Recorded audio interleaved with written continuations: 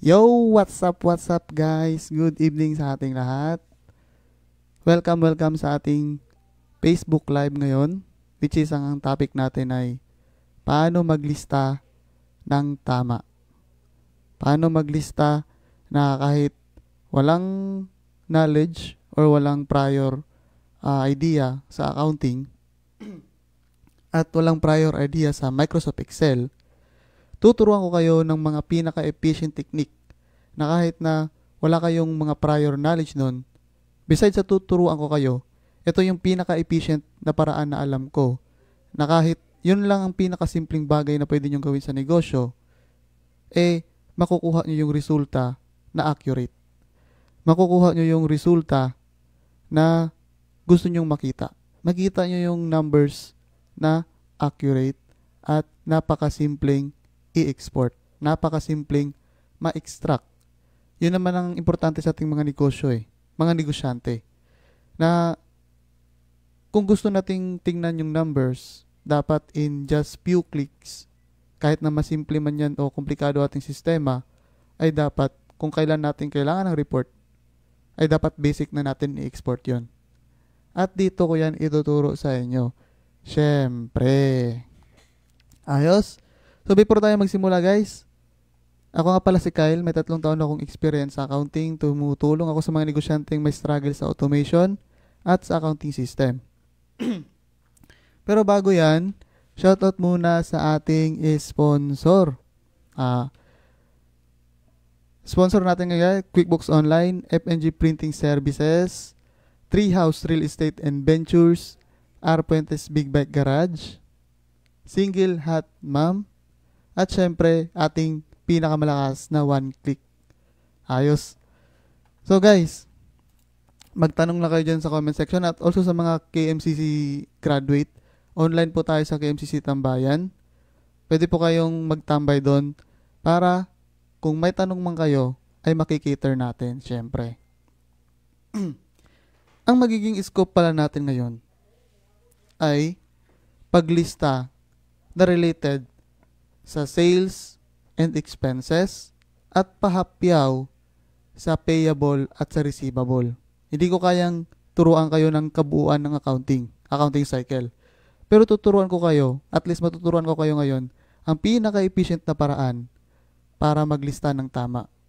Paano matrack ng tama, mailista ng tama, at efficient. Napakadaling i-export at madaling gawin. Ayos? Sige, ano ba?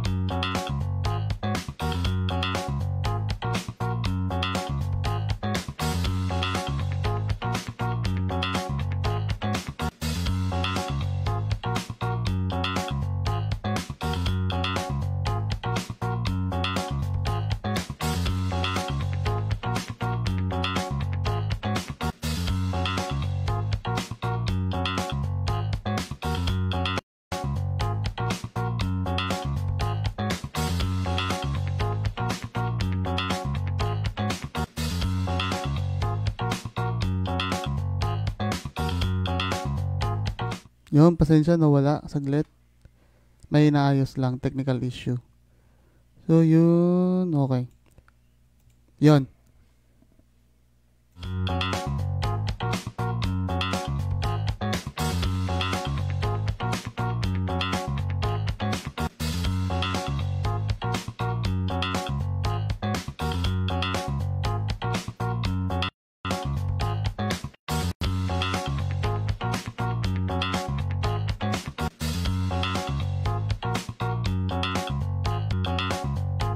Yun, no? So, tuturuan ko kayo ngayon sa pinaka-effective at efficient na paraan na madali nyong gawin sa mga negosyo nyo para matrack nyo ng maayos yung mga numbers nyo, mga transaction na nangyayari na daily basis sa inyong negosyo.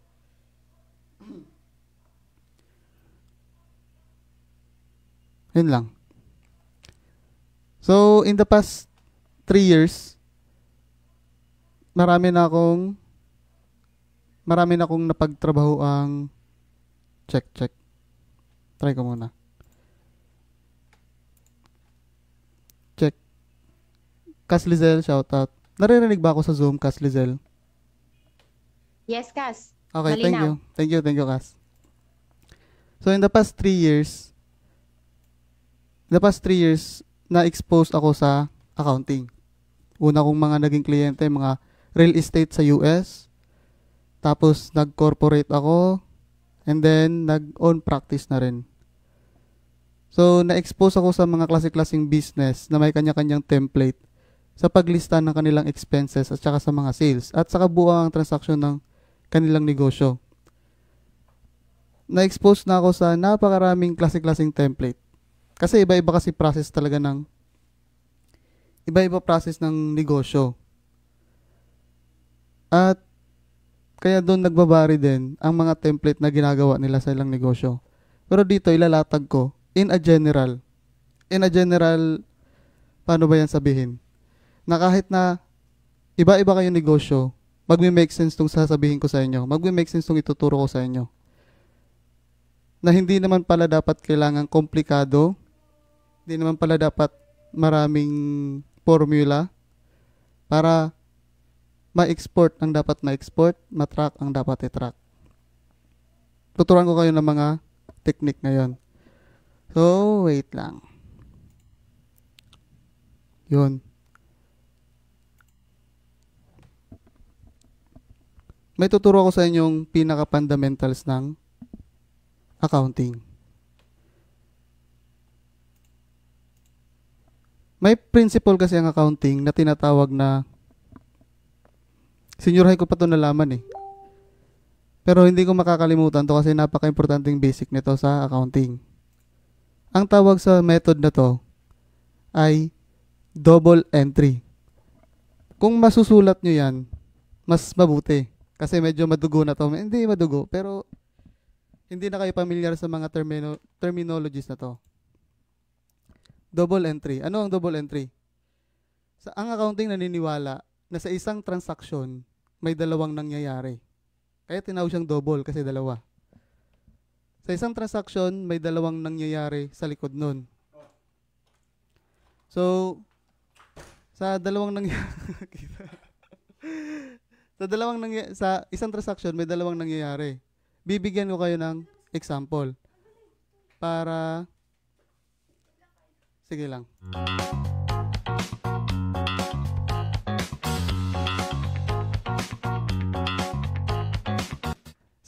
Sa isang transaction, may dalawang nangyayari. Ano yun? Bibigyan ko kayo ng example. Ipapakita ko sa inyo yung Excel. Yan.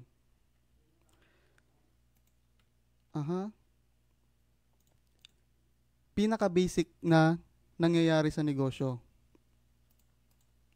Sales. Pagbebenta. Anong nangyayari every time na nagbebenta tayo? Anong nangyayari every time na nakakabenta tayo? Kung nakakabenta tayo, syempre, re-record natin yan as sales. Tama? For example, nakabenta tayo ng worth 200 pesos. Simplihan lang natin sa ngayon. Ano yung sinasabi kong dalawa ang nangyayari sa isang transaksyon? Sa likod ng accounting. Ang isang nangyayari dito, kung nagka-sales ka ng 200 pesos, anong mode of payment nun? Cash ba? Inutang ba sa'yo? Bank transfer ba? GCash, lahat. Ang nangyayari dun, nagkabenta ka sa anong paraan? Nirecord mo as sales, 200 pesos. At ire-record mo rin yung saan pumunta yung anong pambayad nun. Example, cash. At dapat always balance yan. Sa accounting, credit yan, debit ang cash. Kasi, wag nyo nang isipin yan. Wag nyo nang pansinin tong nasa gilid. Para di na kayo malito. Basta dapat balance to. Ano pa? Nagkabenta ka. Kasi may pinautang ka. Ang mangyayari dyan, syempre, sales, tapos, receivable.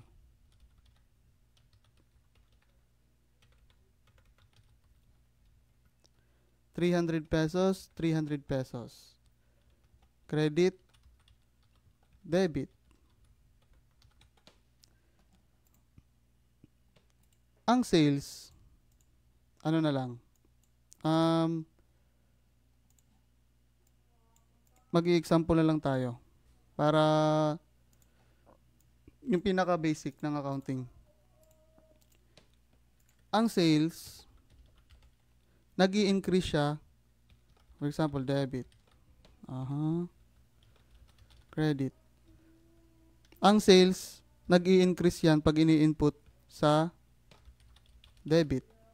Tapos nag-i-increase yan sa credit. Kaya mapapansin nyo dito, ang sales, under siya sa credit. Bakit? Kasi meaning nun, nagkabenta tayo. At ang cash, under siya sa asset. Kaya, kapag mag-input tayo ng cash, dapat sa debit siya. Kasi sa debit siya nag-i-increase. Kasi pag, for example, bibigyan ko kayo ng cash na nag-decrease. Example. Hinahinayin nyo lang muna, baka ma-over, na kayo. Pero papasimplin ko to ng pinaka malupit. Example, nag-expense ka. Ang expense mo ay ₱100. Anong gamit mo sa expense? Anong gamit mo pambayad? Cash. Ang expense, nag-i-increase sa debit. Tapos, sa credit, nagdi-decrease ang cash kasi nabawasan ka. Ito yung pinaka-fundamentals nun. Lagyan natin ng expenses pa to. Expenses.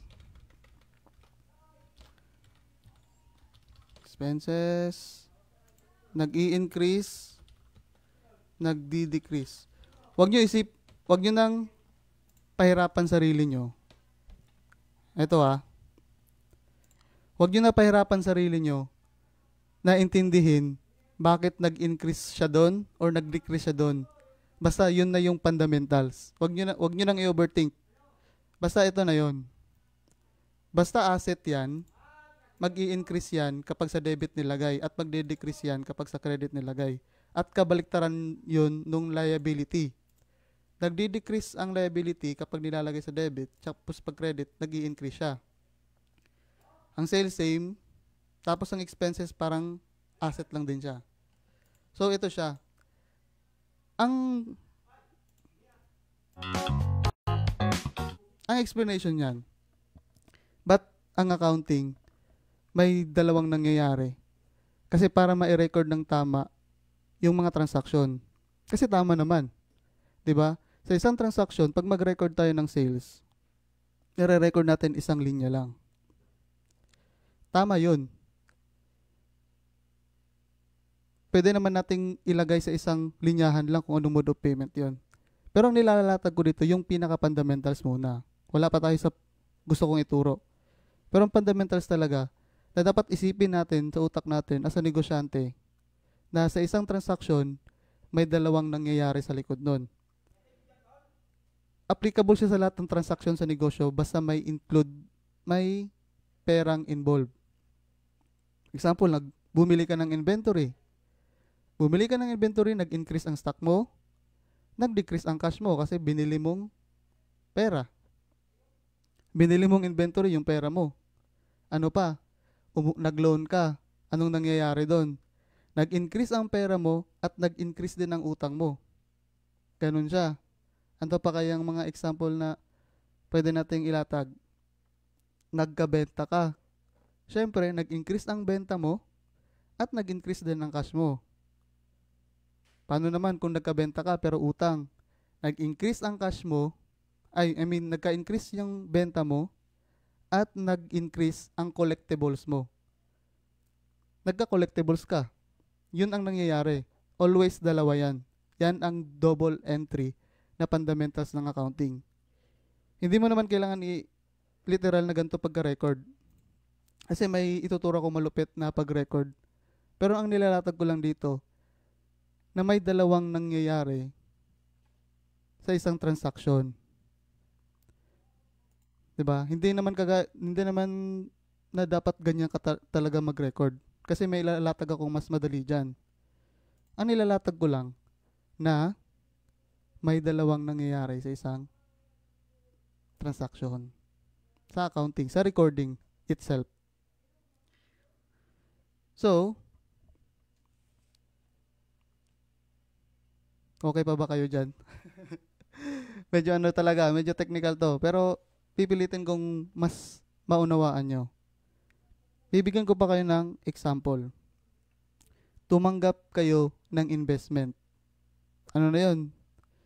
Siyempre, nadagdagan ang value ng negosyo mo, nadagdagan din ang cash, kung cash yung ininvest.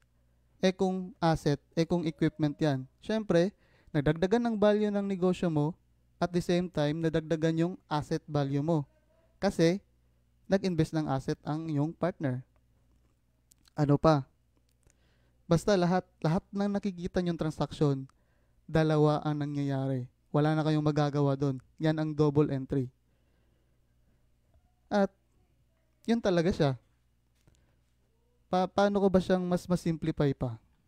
May mga tanong ba kayo? Walang nag-comment. Baka malinaw. Sino ba?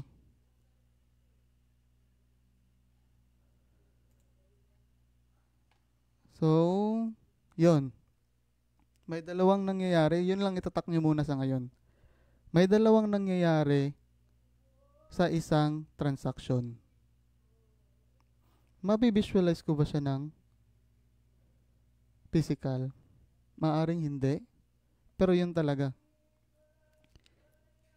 May dalawang nangyayari sa isang transaction. Okay, proceed na tayo sa papaanong maglista ng tama. Ito naman yung ano nyo eh. Ito naman yung pinaka inaantay nyo. Ito yung dito kayo nag-click ng join at interested sa event na sinet up ko sa Facebook. Dito kayo nagka-interested na paano maglista ng tama. Pero wag nyo muna kalimutan na may double entry sa likod ng lahat nun. Okay. So,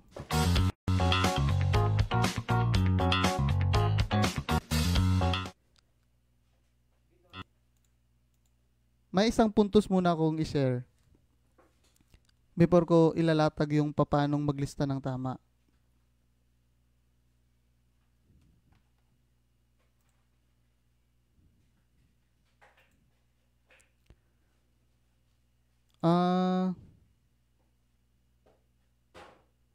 Na-realize ko sa tatlong taon kong mag-accounting na inaaral at tinatrabaho at nagtatrabaho at umaayos ng sistema ng iba.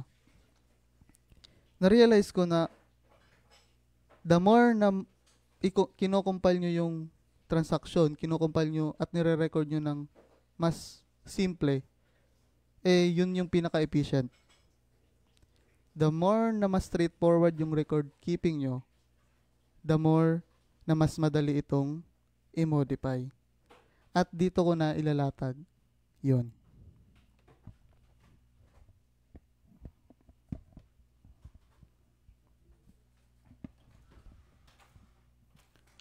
Ito yung Excel na ginawa ko.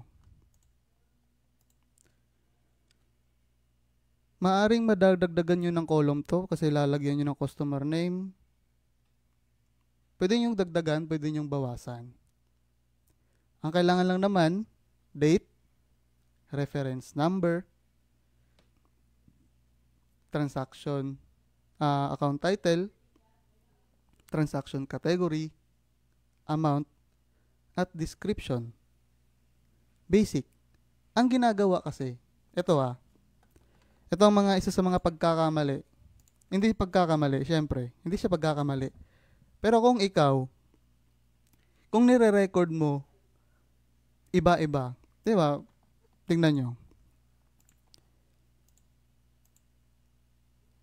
Pati sales, pag-purchase ng supplies, pag-record ng collectibles, pag-record ng purchase, mga renta, nasa isang page lang.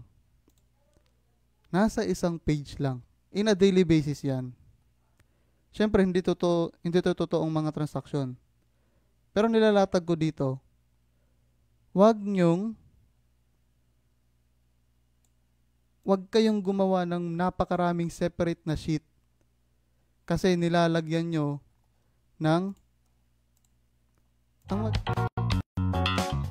sa pagkakaalam ko, nilalagyan siya para ma-separate at madaling i-track. For example, yung transaction is cash, sa cash nilalagay na sheet. Kung receivable, sa receivable nilalagay na sheet. Kung expenses, sa expenses nilalagay na sheet. Ubos buhay nyo dun. Hindi efficient yun. Ang una kong nilalatag dito, the more na mas simple yung pagre-record nyo, the more nyo makukuha yung gusto nyo.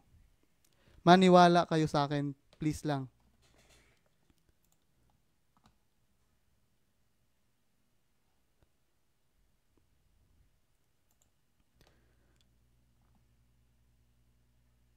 The more na mas simple, the more na makukuha mo yung gusto mo. Huwag nyo nang itanong sa akin. Hindi. The more na mas simpleng basahin, the more na mas sa isang sheet lang siya, the more na mas madali nyong makukuha yung gusto nyo. Tuturuan ko kayo, syempre. Ito, basic na to sa inyo Basic na to sa inyo. Negosyante kayo. Alam nyo na tong date, reference number, account title, transaction category. Itong account title, ito lang naman yung mga ganito. Di ba? Ang transaction category, ginawa ko lang siya kung payable ba siya, collectible ba siya, cash ba siyang binayaran. Yung anong category niya sa transaction. Ang account title naman, kung saan siya mafo-fall na account. Kung cash ba siya, cash sales ba siya, benta ba siya, expense ba siya, receivable ba siya, cost of sale ba siya, utilities ba siya, advertising expense man yan. Yan yung account title. Ang description, dito kayo maging specific as possible. Nakabenta, sales collected in cash. Lagyan nyo ng mga additional description nyo dyan. Lagyan nyo ng additional description dyan kung anong gusto nyo makita dyan. Oh. Paano naman? Ito Ang tanong, ang isa kasi sa mga promises ko dito, kung paano ma-export ang gusto nyong makita. For example, gusto ko makita yung current account receivable ngayon. From date, pwede mo pang i-filter. From date, lagyan lang natin ng filter to. Yan. Paano mag-export ng mga gusto mong mangyari dito? Simple lang. Dito na tayo magke-create ng maraming sheet. Hindi tayo magke-create sa record keeping. Magre-record tayo ng maraming sheet. Dito na sa part na ituturo ko sa inyo. Bibigyan ko kayo ng napakalupit na example. Ang ginagawa kasi ng iba, pwede naman. Gusto ko makita lang ang magkano yung mga utang ko ngayon. Yan. Ito. 5,024. Hindi pa mga bayad. Gusto ko makita yung mga receivable ko, mga collectibles. Yan. Kapag itong account title hindi mo pa na-change, di pa nababayaran yan. Tapos, record nyo lang din dito, note nyo kailan nabayaran, Yan, mga ganyan kasimple lang mga bagay. Pwede na yan. Account receivable, kita nyo. Pag drag nyo yan, makikita nyo yung sum dito. Uy, may collectibles akong 160. Diba? Yan, ginagawa nyo yan. Filter lang, advertising expense. Ganyan. Para makita nyo yung naging expense. Tapos, utang pala to. Ano pa? Dito nyo makikita sa filter. Pero may mas efficient pa dyan. Ang pinaka-efficient dyan, ang tinatawag nating pivot table. Malinaw naman na siguro na eto, sa isang sheet lang dapat lahat ng recording. Wala akong pake kung receivable man yan, payables man yan, inventory man yan, wala akong pake. Dito nyo lang yan paglalaruan, anong klaseng product, mag-a-add lang kayo. Quantity, i-add nyo lang, basta sa isang sheet lang. Kung nagsisimula ka magnegosyo, tapos pinapractice mo yung maraming functionalities, maraming sheet, abay pinapakomplikado mo yung buhay mo. Kasi kailangan lang naman natin,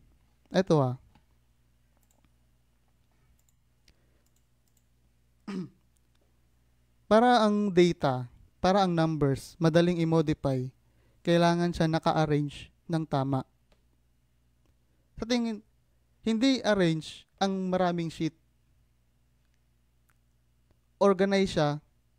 Yes, organize siya kasi sa isang, maaring mas organize siya kasi sa isang pindot mo lang, dun mo lang makikita yung related sa anong klaseng sheet yon. Kung sheet man yun na payables lahat, doon makikita mo yung lahat, payables lang. Pero ikaw rin magsasuffers kung marami na yung mga kategory mo. Meron pa yung check clearing. Marami yan. Mga post-dated check. Napakarami yan. Pero ang ilalatag ko dito, madapat naway magawan nyo ng paraan na dito lang siya sa isang sheet. Kasi ganito ka-convenient ang isang database na kompleto. I-highlight ko lang yan. Tapos click insert. Tapos pivot table. Pwedeng new worksheet. Pwedeng existing worksheet. Pero gagawa tayo ng new para mas ma-zoom ko ng maayos. Eto. For example, ang boss mo or ikaw gusto mo makita magkano yung mga naging expenses mo. Punta ka lang sa account title. Tapos amount. Pindutin mo lang yung dalawa na yan. Diba? Kung mga naging expenses lang ang gusto mong makita, syempre, i-remove mo yung hindi expenses. Hindi expenses ang accounts payable at accounts receivable. At ang cash sales, hindi dapat yan. Cost of sale expenses yan. Eto. Voila. Kita nyo na agad. Na nagre-range, syempre, from December 1 to December 5. Ito na pala yung mga naging expenses nyo. Ito, matatanong mo kung bakit ang cost of sale ganyan ang amount. Gusto mo ng explanation, pindutin mo lang yung description na yan. At makikita mo na yung mga expenses in behind ng transaction at meron pa yung mga description. Depende na yan kung anong mga description ang gusto nyo makita. Ano pa? Gusto mo makita yung transaction category sa every expense. I mean, paano siyang binayaran o anong arrangement nun. Di ba pangit yung format. Pag highlight mo yan, pindutin mo lang yung design, subtotals, do not show subtotals, show in tabular form. Voila. Ito pala yung naging expenses mo. 43,000 from December 1 to 6. Sa advertising expense, wala ka palang nilabas na pera kasi payable lahat. Sa cost of sale, may 8K ka na cash piniling inventory at meron ka ring terms. Sa rent expense, meron kang 5K cash. Dito mo makikita kung paano mo siyang binayaran. Paano pa? Marami ka pang mamomodify dito. Gusto mo ng date? Sige, bibigyan kita ng date. Ito ang date. Ito ang mga date ng mga transaction. Kung gusto mo, lalagyan natin ng description yan para makita mo kung anong pinagagawa mo sa mga date na yan. 'Di ba? Hindi mo magagawa ang napakasimpleng feature na to. Pakinggan niyo ako. Hindi mo magagawa ang napakasimpleng feature na to. Napakalupit na feature, pero basic. Kung yung mga sheet mo, kung yung mga ginagawa mo sa negosyo mo, nagbulag-bulag, parang nagka-separate, hindi efficient yun. Akala nyo lang madaling i-track yun. Akala nyo lang na nakatipid kayo sa oras doon, na naging efficient kayo doon. Hindi. Sasakit pa ulo mo nun pag consolidate ng maraming sheet na yon. Ibabangga mo pa yun yung magkano yung naging benta mo sa naging expenses mo. At pwede mo pang i-filter by date yan. At kung kahit na umabot man yan ng 1 taon, ilang buwan, mapipilter mo yan by month. Ganyan ka-active, ganyan ka-simplify yung Microsoft Excel. Huwag kang mag-alala kung marami na yung isa lang sa mga risk, babalaan ko lang kayo. Isa lang sa mga risk nito, syempre, kung kahit sino-sino naman nag-access nito, posibleng ma-delete. Kaya, pwede naman kayo mag-subscribe para may cloud, may cloud backup. Pero gawan nyo ng paraan na kung gusto nyo man mapadali yung paglista nyo, wala akong ibang malalatag kundi ito. Kung gusto mong malaman yung cash na na-receive mo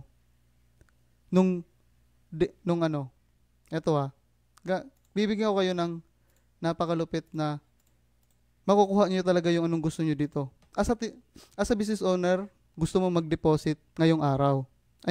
Gusto mong makita sa December 1, magkano kaya yung cash na natanggap ng kumpanya ko, ng negosyo ko. Ito yon.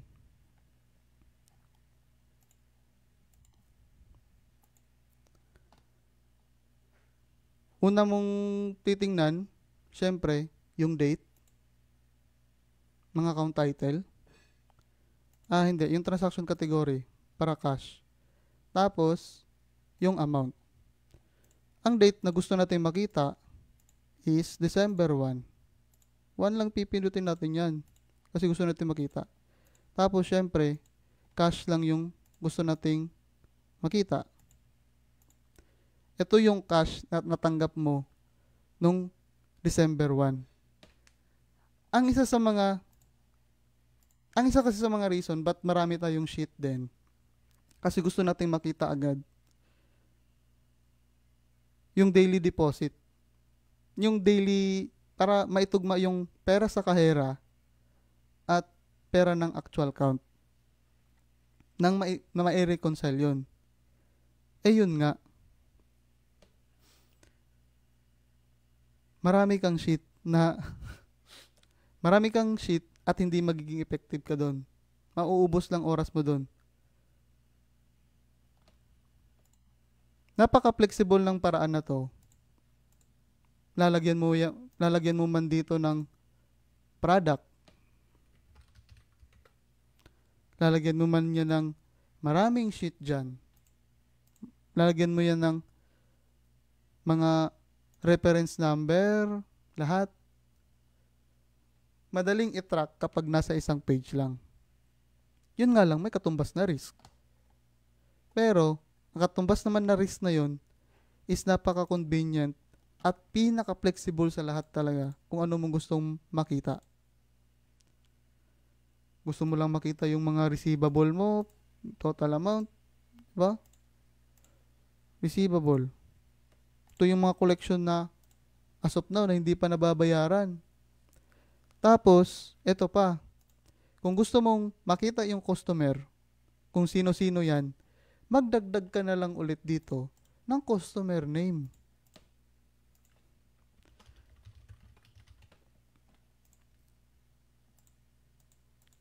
Ilang transaction? 74 transaction. Mag-a-ask tayo kay ChatGPT ng 1 column worth of, give me 1 column of names. I mean, mali. Wait lang. Bibigyan ko kayo ng gano'n siya ka-flexible. Lalagyan natin ng pangalan para matrack natin. Give me 1 column of names. 75 rows. 75 names pala. 75 in count.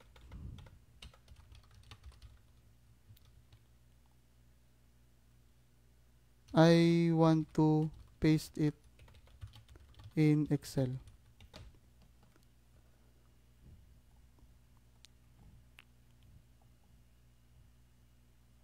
Yan. Lalagyan natin yung pangalan ha. Papakita ko sa inyo gaano siya ka-flexible. Para makita nyo in one click, sa napakasimple nyong paggawa nun, customer name. Paste natin yung mga pangalan na yan. Lalagyan ko na pa ng pangalan. Excel, eto. Nalagyan ko ng customer name. Eto, malupit. Kita nyo na ba yung screen ko? Okay. Lagyan ng customer name. Delete lang natin yung to saglit kasi papalitan natin. Insert, pivot table. Existing worksheet. Pindot lang tayo dito. New worksheet na lang. Pwede bawal ba? Ito, pwede naman. Yan. Gusto mo malaman ang receivable mo sa kung kani-kanino. Siyempre, una nating pipiliin dyan, customer name. Tapos, amount. Nalagyan natin yan ng account title na naglalaman ng only, arrange muna natin yung subtotals, do not show subtotals, show in tabular form. Show lang natin account title. Receivable kasi gusto natin makuha yung sino yung may utang sa atin. Ayun, kitang-kita. Ito pala yung mga may utang pa. 'Di ba? Napaka-basic, napaka-flexible. Sa isang manipulate lang, dali mo siyang na-figure out, dali mo siyang na-export dahil nga hindi mahirap ang ginawa mong database. Isipin nyo lang na database lahat to. Itong pinaka-base record keeping nyo. Gumawa lang kayo ng naaayon sa inyo na columns sa inyong negosyo, naaayon na mga kinokolekta nyong pag wala pa kayong accounting system pag wala pa kayong POS lahat-lahat. Kung mano-mano pa kayo ngayon at hindi naman masyadong marami transaction nyo, isipin nyo na lang na database nyo to sa lahat ng record keeping. Wala akong pakialam kung hindi kayo marunong mag-accounting lahat-lahat. Basta i-figure out nyo, ubusin nyo ang utak nyo, na ma-figure out ang mga column, ang mga headers ng mga importante sa negosyo mo para mapaglaruan mo kung anong gusto mong ma-export na report. Ito, at kung gusto mo, makita mo kung kanino ka pa may utang, accounts payable. Ayun. Kay Charlotte Carter, may utang ka pa lang 1,005. Kapal na mukha mo. Joke lang. 'Di ba? Ewan ko na lang kung hindi efficient sa inyo 'yan. Ewan ko na lang kung mahihirapan pa kayo sa paglista niyan. Wait lang.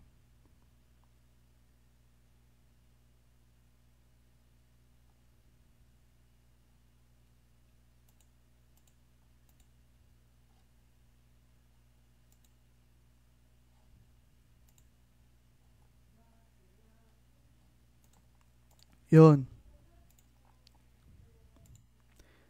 Yun lang naman.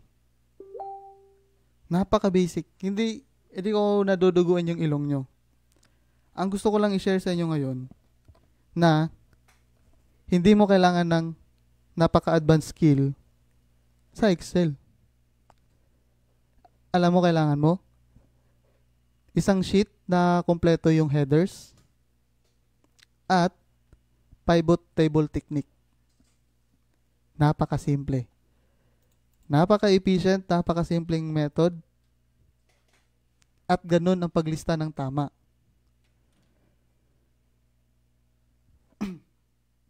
Kaya always kong sinasabi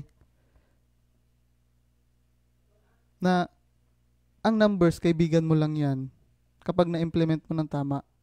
Kasi kapag hindi consistent ang pagre-record mo sa numbers, yan din ang number one na luloko sa'yo. Yan din ang number one na magagaslight sa'yo. Kasi, alam mo naman sa sarili mo na hindi consistent yung numbers, maluloko mo yung sarili mo na hindi reliable yung number na yan kaya hindi ko pagbabasehan yan. Pagbabasehan mo tuloy ngayon na may pumapasok na maraming pera sa'yo pero hindi mo alam na hindi pala lahat yun sa benta. Ang iba pala doon, nagutang ka. Hindi mo alam kasi hindi mo nire-record ng consistent.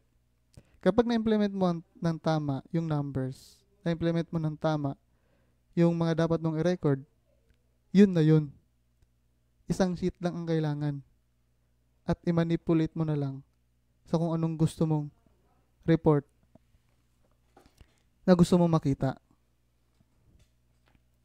Basta wag niyong kalimutan yung double entry method. Huwag niyong kalimutan na may dalawang transaksyon na nangyayari. So kaya nilagyan ko yun ng, kita nyo ba?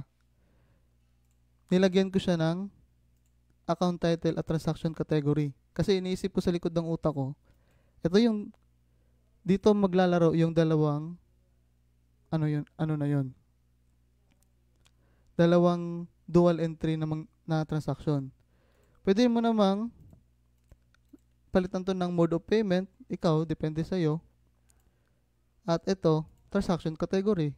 Pwede rin, ito yung MOP, ito yung account title na ikikip mo. Example, nagka-sales ka. Tapos MOP mo, bank. So pag export mo nito, syempre, lalabas dyan, bank. At makikita mo yung sales mo na dumadaan sa bank. Ganun siya ka-flexible. Ganun ka-flexible kapag yung database mo mismo is simple. Naway nag-make sense. Kapag hindi mag-make sense nung sinasabi ko, ulitin mo lang tong live. At mag-make sense sa'yo na napakahirap i-export, napakahirap na makuha yung pinaka numbers na kailangan mo. Pag yung database mo mismo complicated na. Sa IT technology, sa IT industry, may tinatawag silang database eh. Sa database na yun, kinokolekta nila yung lahat ng mga information as possible. Kasi kapag nakuha mo na yung database na perfect sa'yo, nakuha mo yung arrangement na para sa negosyo mo, sa pag-record keeping, makukuha mo na yung pinaka-flexible na report na kailangan mo sa negosyo mo. At yun yung pinaka-malupit na paraan doon.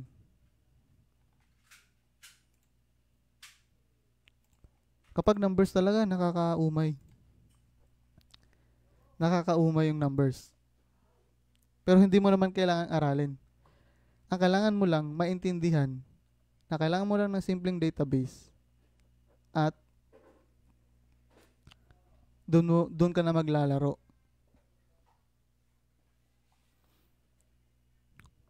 Ano pa? Ito. Yan din ang mga sinolusyonan ng mga problema ng mga accounting software.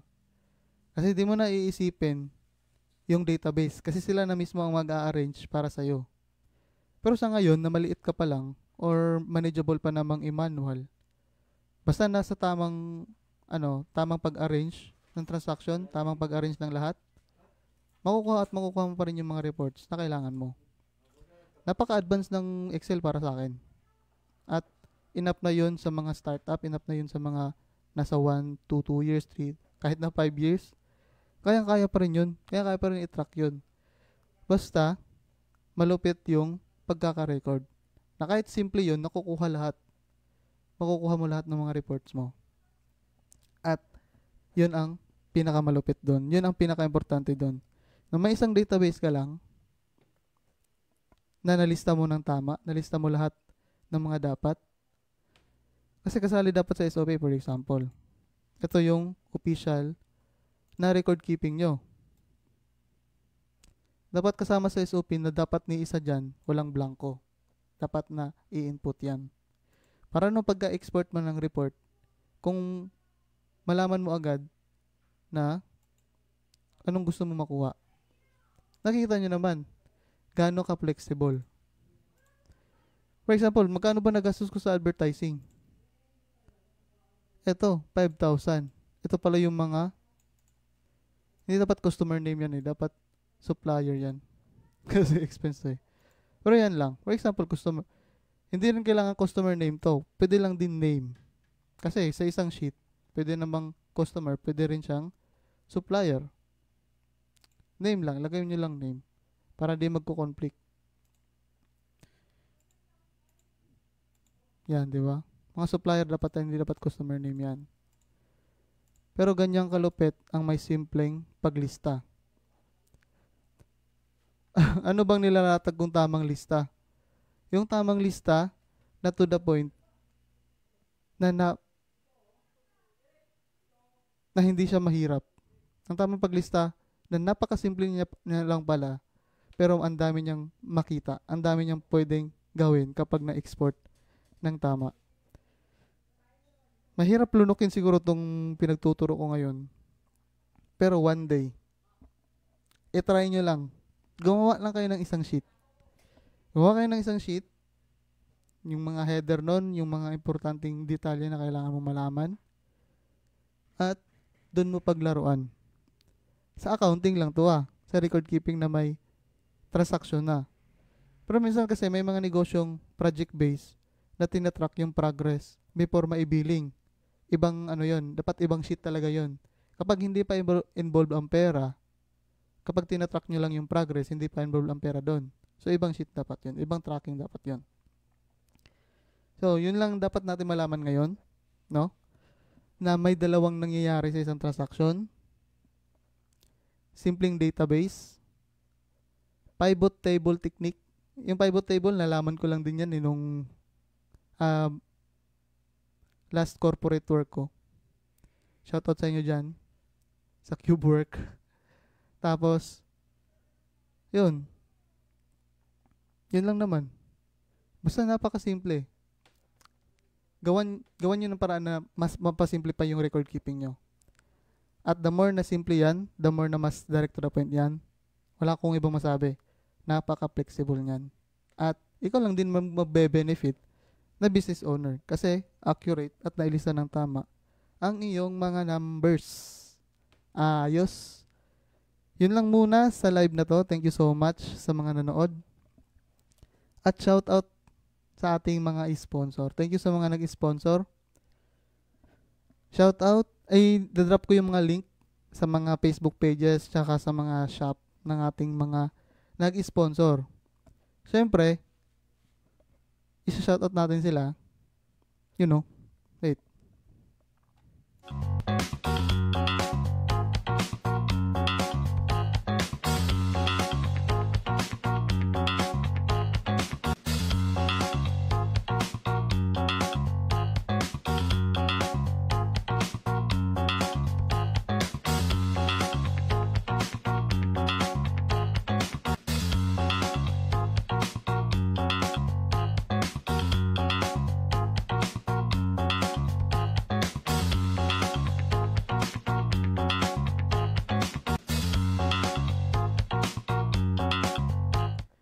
Shoutout sa ating sponsor for today's video.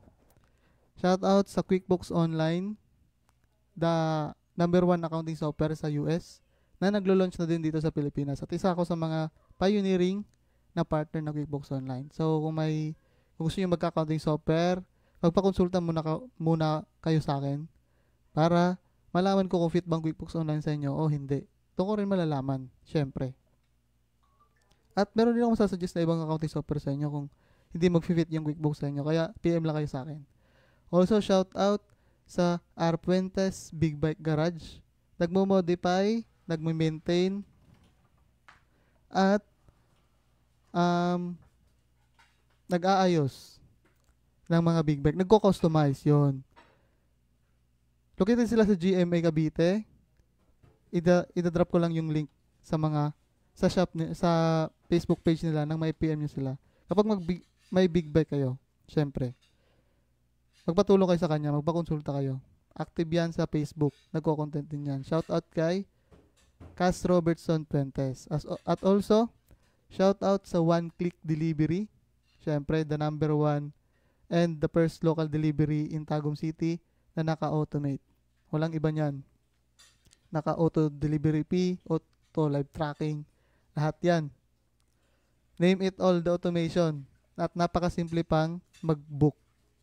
Kaya anong inaantay nyo, magpa-book na kayo sa One Click. At also, shout out sa FNG Printing Services, ang namamayagpag na printing services doon sa Tacloban. Gumagawa ng signage, lahat ng marketing collaterals, tarpaulins, billboards, large format, lahat ginagawa ng FNG Printing Services. Kung gusto nyo mag-inquire sa kanila, syempre, didrop ko lang din yung link sa page nila para ma-PM mo sila. And also, Treehouse Real Estate and Ventures. Shout out dyan sa Treehouse Malolos. Thank you sa pag-sponsor ng ating live ngayon. Ang namamayagpag na real estate developer sa Malolos.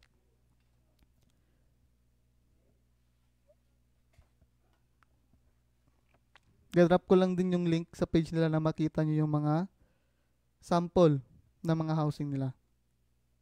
At gano'ng kalupit yung mga model ng mga ano nila. Model ng mga bahay nila. Napaka high class. Napaka lupit.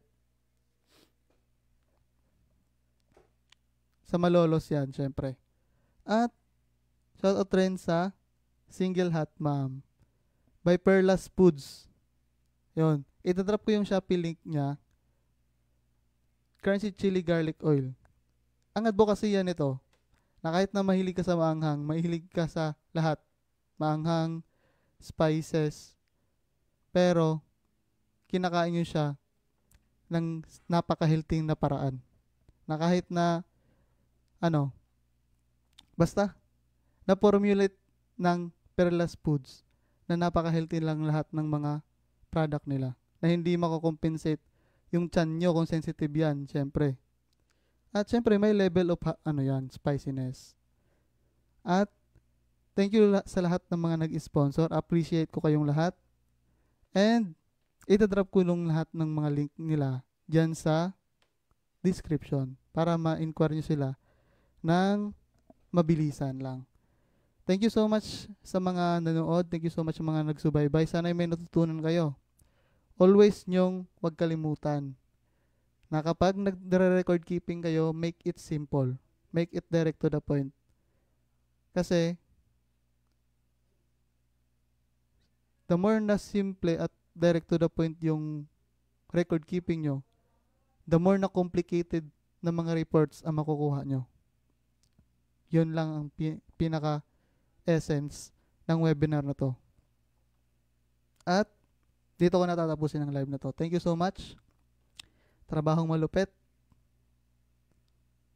Don't forget and always remember that faith without action is fiction. Bye-bye guys and good evening.